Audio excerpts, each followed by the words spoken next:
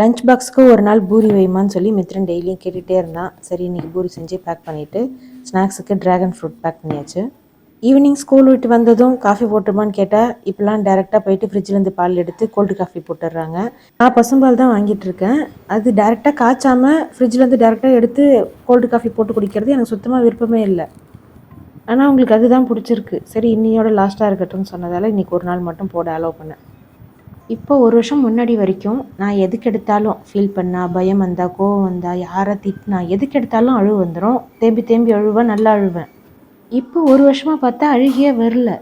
நான் என் ஹஸ்பண்டு கூட சொல்வேன், எனக்கு இப்போலாம் அழுகியே வரமாட்டுது, என்னாச்சுன்னு தெரியல, கோபம் அந்த பயம்லாம் போயிடுச்சா என்னன்னு தெரியலன்னு. அப்போ தான் ஒரு புக்கு படிச்சுட்டு இருக்கும்போது எதாச்சும் ஒரு லைன் கண்ணில் பட்டுது. ஸ்ட்ராங்காக பிரேவாக இருக்க ஒரு பொண்ணுக்கு கண்ணிலேருந்து ஒரு சொட்டு தண்ணி வரதே கஷ்டம் அப்படின்னு படித்தேன்.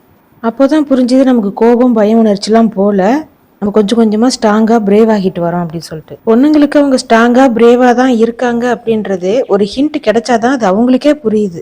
ஏன்னா நம்ம இருக்க சூழ்நிலை அப்படி தான் உருவாக்கிட்டு வருது நம்மளை. பொண்ணுங்க நம்ம எல்லாருமே ஸ்ட்ராங் பிரேவ் தான்.